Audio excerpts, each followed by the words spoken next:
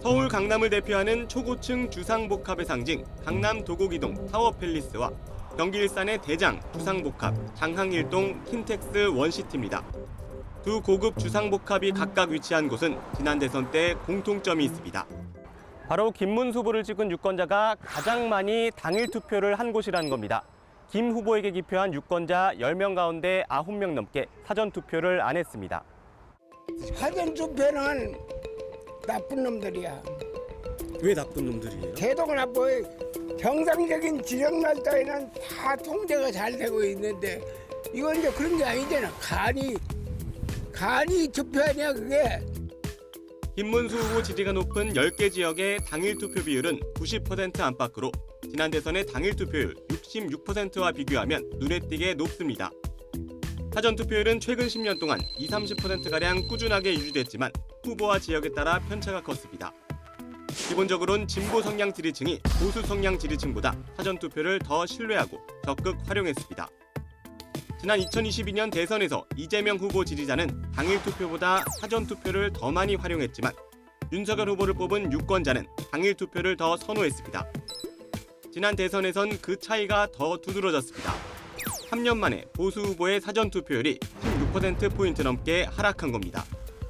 일부 극우 세력의 사전 투표 음모론이 보수 지지층 발길을 선거일에 묶어두는 흐름을 강화한 것으로 풀이됩니다. 정당 지지 성향에 따라서 이제 사전 투표를 신뢰하고 활용하는 방식이 달랐고 그 결과로 투표 시점에 후보별 득표 구성이 달라진 겁니다. 이 순서를 거꾸로 읽으면 안 됩니다. 지역에 따라서도 유달리 당일 투표를 선호하는 곳들이 있습니다.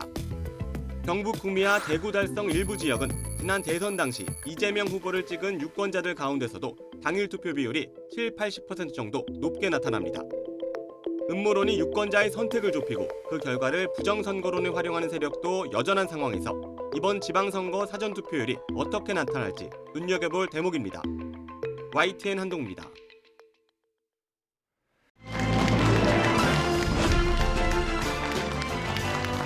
오늘의 이 승리는 국민 여러분의 승리가 될 것입니다. 우리는 참패했고 나라는 통째로 들어왔습니다. 8년 전이었습니다.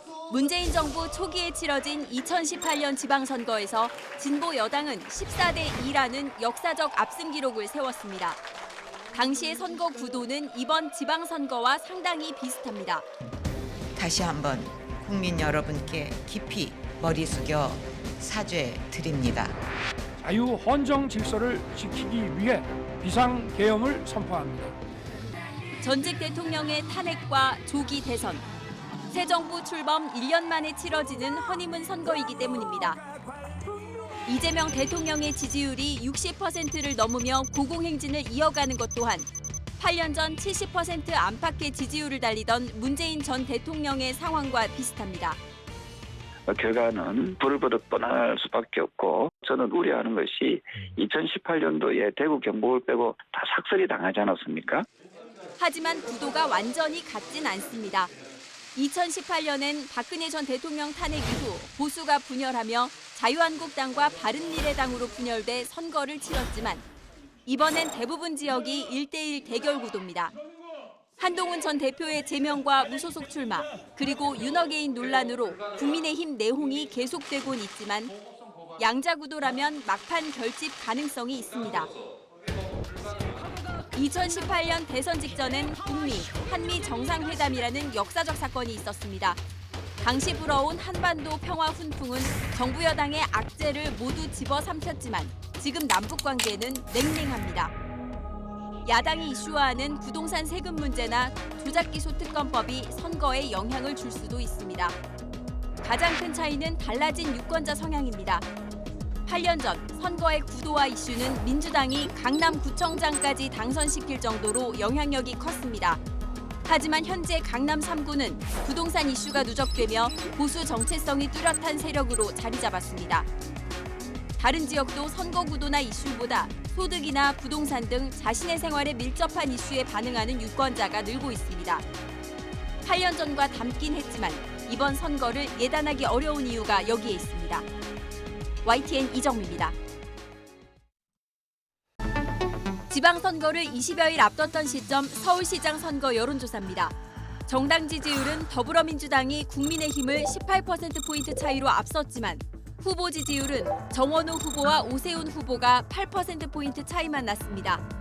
그리고 선거 전 마지막 공표된 조사에서 격차는 더 줄었습니다. 정원호 후보도 민주당 지지율 정도는 흡수했지만 오세훈 후보가 낮은 당 지지율을 극복하고 있는 겁니다. 그전에는 뭐 국민의힘 그렇게 싫어하지 않았는데 그러면서 이제 조금 멀어졌죠. 생각이. 그러나 이제 오세훈 후보가 이번에 한 번 더 하셨으면 좋지 않겠나. 대구는 반대입니다. 두 후보의 접전 상황. 국민의힘 추경호 후보도 당 지지율에 근접하고는 있지만 민주당 김부겸 후보가 당 지지율보다 12%포인트 높은 지지를 받았습니다. 우리나라 국민들은 주로 당을 보니까 인물을 안 보고 사실 저도 민주당 싫어하는데 이번에 대통령은 이름 잘 하시는 것 같습니다. 선거 전 마지막 공표된 조사에선 보수층이 결집하며 초접전이 됐지만 당을 뛰어넘는 김부겸 후보의 지지율을 부인하긴 어렵습니다. 이렇게 정당과 후보 지지율이 일치하지 않는 디커플링 현상은 실제 선거 결과로 나타나기도 합니다. 지난 경기지사 선거가 대표적입니다. 선거 직전 정당 지지도는 국민의힘이 높았지만 박빙 승부 끝에 민주당 김동연 후보가 승리했습니다. 간절함과 열망이 함께 어우러져서 오늘 승리를 만들어주셨습니다. 디커플링은 주로 인물 경쟁력이 이유로 꼽히지만 지지층이 전략적으로 결집할 때도 나타납니다. 탄핵 직후 치러진 2017년 대선. 자유한국당 지지율은 10%대였지만 홍준표 당시 대선 후보는 24%를 득표했습니다. 보수 참패의 위기감을 느낀 대구, 경북, 경남에서 지지층이 결집한 건데 선거 막판으로 갈수록 결집력은 더 강해지는 경향을 보였습니다. 무너진 당을 일으켜 세우는데 그것을 만족합니다.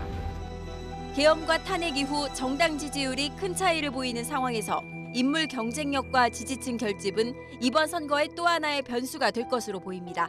YTN 이정미입니다.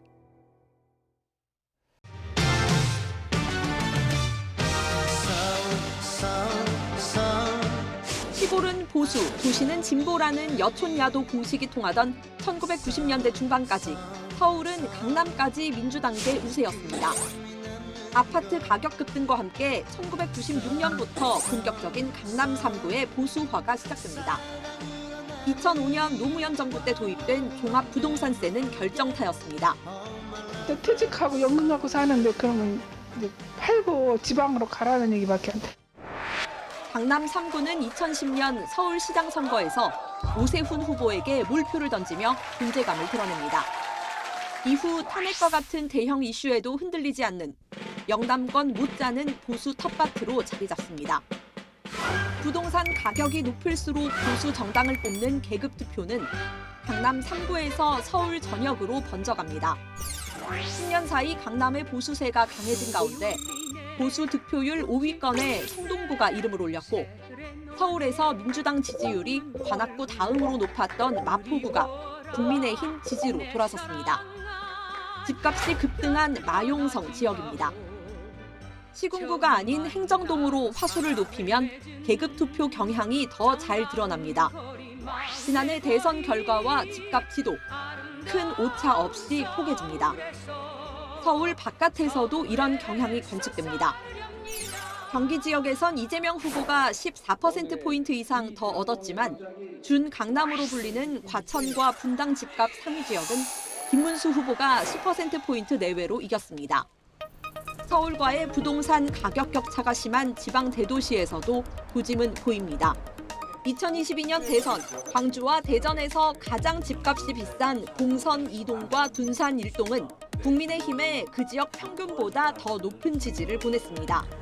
부동산 공화국이자 서울 공화국인 대한민국의 현실이 투표에도 담긴 건데 비상계엄 이후 치러지는 두 번째 선거도 보수 득표율은 집값 순위란 공식을 따르게 될까요? YTN 장하영입니다. 대통령 지지율 고공행진 속에 지방선거를 앞두고 여권은 유이재명이란 단어로 시끌시끌했습니다. 노무현을 죽인 사람은 누구냐? 병자 정치, 노무현, 문재인 이런 기호를 호출하는. 대통령의 지지율이 높으면 높을수록 A는 줄어들고요. B하고 C가 커져요. 이 A가 민주당과 이재명 대통령의 코어 지지층이에요.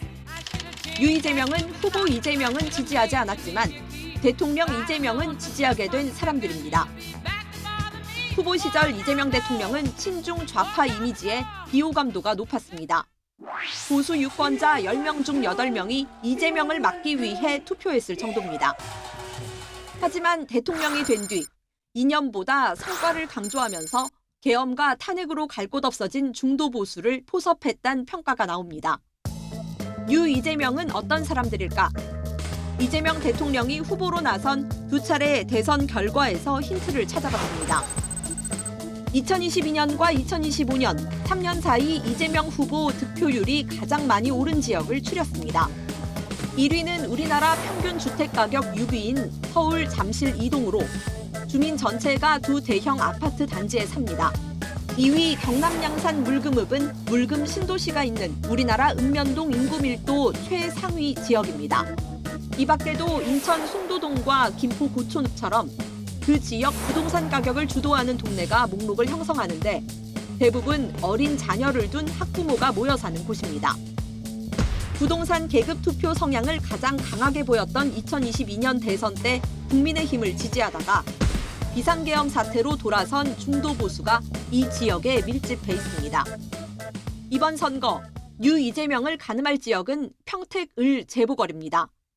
대표적인 유 이재명, 김용남 후보와 민주당 전통 지지층의 상징적 인물인 조국 후보, 중도 보수 유이동 후보가 모두 출사표를 던진 곳이기 때문입니다. 특히 삼성 반도체 공장이 있는 고덕동은 유 이재명이 많은 지역이면서도 지난 총선에서 조국 혁신당 득표율이 평택에서 가장 높았던 지역 중 하나입니다.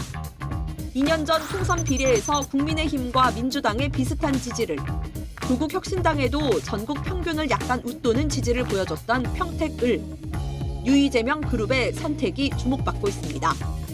YTN 장하영입니다.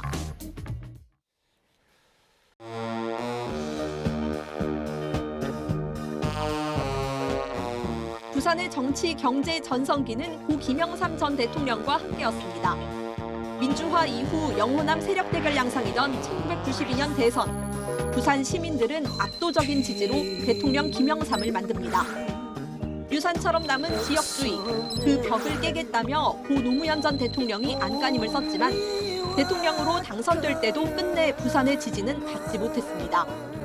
부산에서 부산 사고 나오고, 그리고 부산에서 밥 먹고 살고, 부산에서 싸움하고, 부산에서 국회의원하고, 부산에 또 왔습니다. 진짜 부산 아닙니까? 더불어민주당 전재수 부산시장 후보는 바보 노무현의 길을 계승해 국회 진출까지 성공한 정치인입니다.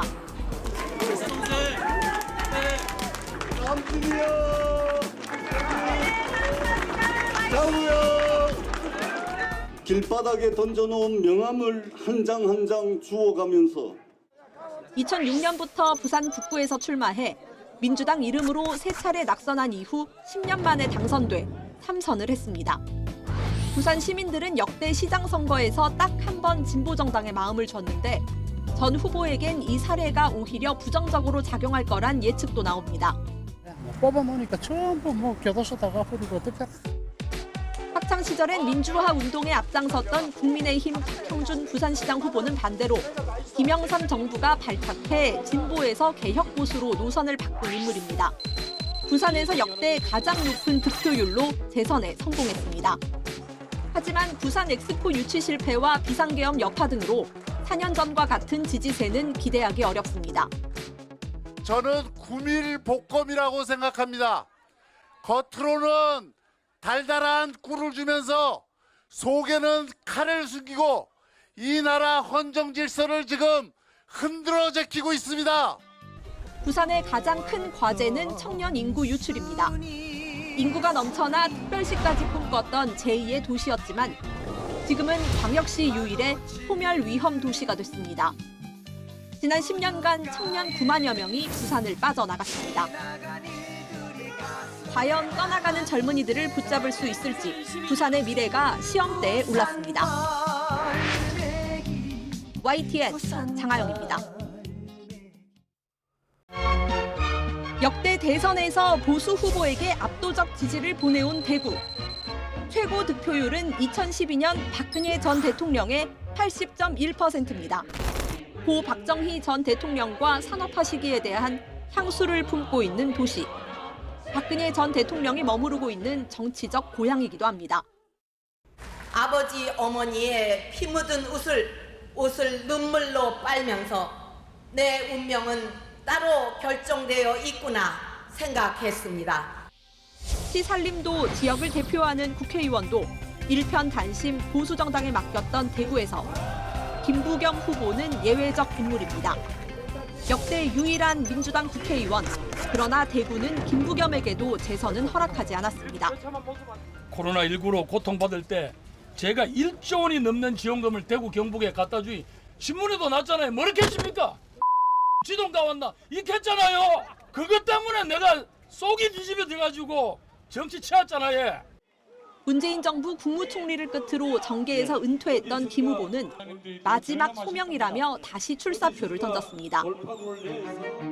비상계엄과 탄핵에 이어 계파 갈등 속에 휘청이는 당 지도부까지 믿어왔던 정당의 실망감도 나타냈지만 선거가 가까워질수록 보수 지지자들은 결집하는 모양새입니다.